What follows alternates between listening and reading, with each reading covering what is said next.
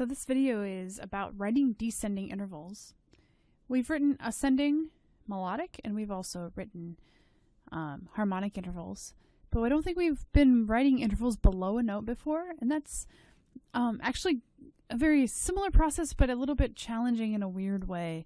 The reason that it's kind of strange is because when we're figuring out what intervals are, we're always saying something like, oh, is it in the major scale of the bottom note? Or, oh, what kind of key signature is for the major scale of the bottom note? And so when you don't have a bottom note yet, it's kind of hard to ask those questions. So I'm going to show you how to write descending intervals by using interval inversions. And it actually just adds like an extra step or two to the process, but is basically allows you to do it the way that you're used to doing it.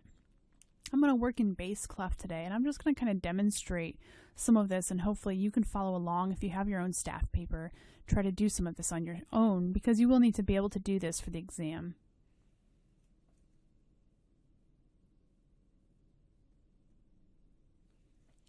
So let's say I'm given a G, and I'm told to write, let's say a minor sixth below G.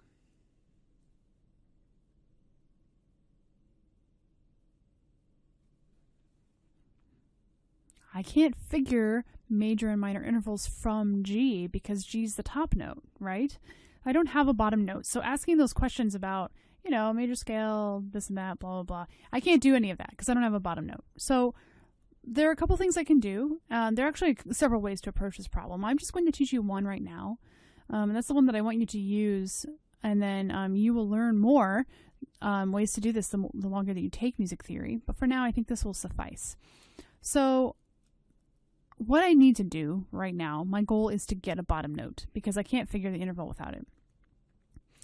I can figure out what note is a sixth below G. I know that I'm going to have some kind of B. So since I already know that, I'm going to go ahead and just put that down because it's always a good idea to write down something that you know. If you're not sure about something, but if you know that you know it, then you should write it down because you don't have to think about it and remember it later. So that's good. But I'm going to use interval inversions. Now, remember that in an inversion, you have the same two notes. They're just in a different order. So I can think about the inversion of a minor sixth. And that means, by definition, that my G is going to be on the bottom, right? Because if in my minor sixth, my G is on the top, then if I invert that, my G will be on the bottom. And that's what I want, because then I have a bottom note to work with. So I'm going to go ahead and write a G to a B. This is my inversion. Okay, but I'm only inverting the number right now. I don't know what kind of B it's going to be yet. So what happens if I invert a minor sixth? What does it become? Well, a minor interval becomes a major one. And a sixth becomes a third. So if I find a major third here above G, then that should be the exact same note that would be on the bottom for a minor sixth, because this interval would invert back to this one. Make sense? So let's find a major third above G. Well, major scale of G has one sharp, it's F sharp. B is not one of those sharps, so this is already a major third. Good. Major third, that means I go back to my minor sixth, and a B natural will be a minor sixth below G. Now, how can I tell if I did this right? Well, now is the good part. You can check your work because now you have two notes and you can see if that's actually a minor sixth or not. So it's definitely a sixth. And to figure if it's minor, to double check, I'm then going to look at B, my bottom note, and I'm going to figure this from B. So first, I'm going to think about a major sixth. What is a major sixth above B? Well, a major sixth above B would be a G sharp, because G sharp is in the major scale of B.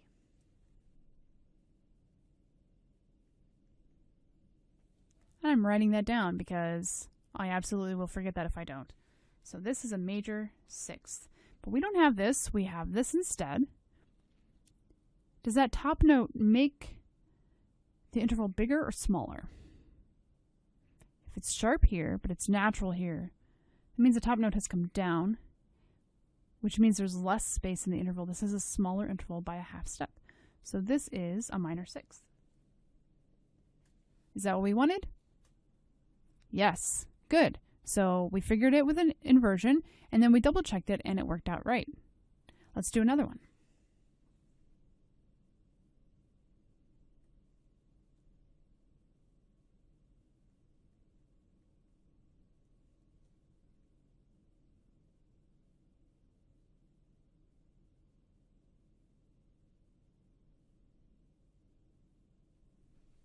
I want to find a major seventh below A flat. That's going to be really complicated. So let's do the inversion. What's an inversion of a major seventh? Major inverts to minor. 7 inverts to 2. So I know I can find a major second above A flat. Sorry, a minor second, my bad.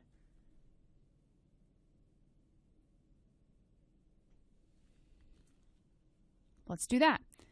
Well, what's a second? It'll be some kind of B. Okay, and I'm going to start with a major second because I can figure that. So a major second is from A flat is going to be B flat because B flat is in the major scale of A flat major.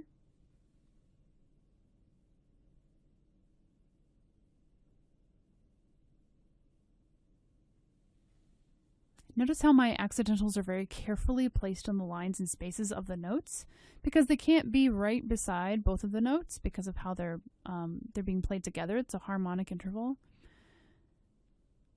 So because they're not right beside, it's even more important that they're very precisely on the lines and spaces that the notes are on. That way I know exactly which accidental I mean. If I got those off center a little bit, it would actually start looking like a double flat, and that could be pretty bad. Very confusing. So a major second is A flat to B flat, but we don't have a major second, we have a minor second. And remember that A flat is the given note, so there's nothing we can do with the A flat. We have to keep that as it is.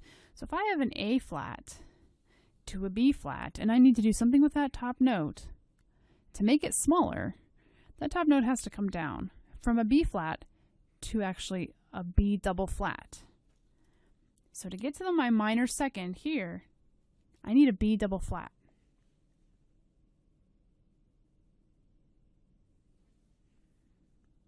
That's my minor second.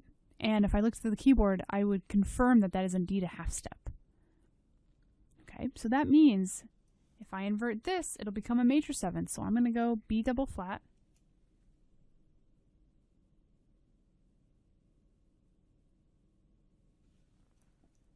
And there's my major seventh. Now we could check this. Let's do it. It's going to be challenging, but we're going to do it. There's no key of B double flat.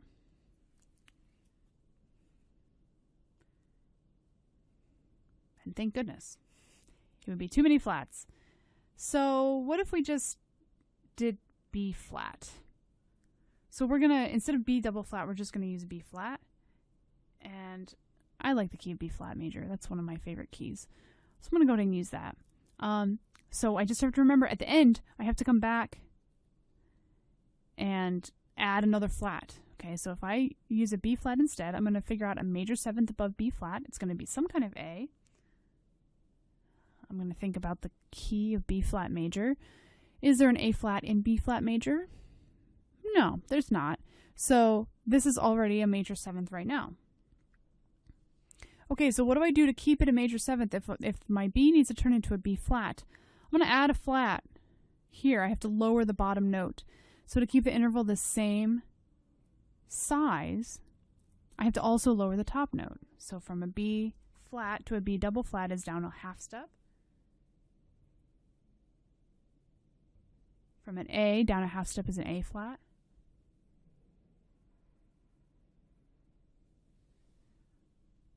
So this is also a major seventh because I kept that distance the same size. And that is what we have over here. And that's how we check to make sure that we did it correctly. All right, that was a really quick introduction to something that's actually quite challenging. So what you should do is you should practice a few of these. If you can write your intervals ascending, then you can practice these on your own. You don't even need me to give you examples. You can just pick a random interval and pick a random note and try to write it below. And do it by using the inversion, writing it above as the inversion, and then flipping it over. Then you can check your work and see if you actually did write the interval correctly. It's more like an interval identification exercise at that point, or like an error detection sort of thing. You can detect your own errors. Okay, this is pretty much the end of intervals. There's another ear training video that you will need to watch, and you'll need to practice this stuff a lot. But this is basically all the rest of the new material. So excellent job making it this far through the course. Excellent job listening to me ramble on for 30-some videos. And I really hope that this has been a rewarding experience for you. I will post a final video that's not instructional, but just kind of a wrapping up the semester thing for you. But until then, enjoy figuring this out and playing around with some notes. It can be kind of fun. Make sure you have plenty of staff paper. You'll need some on hand as you work through these things. So, all right, have a great day, and I will see you soon.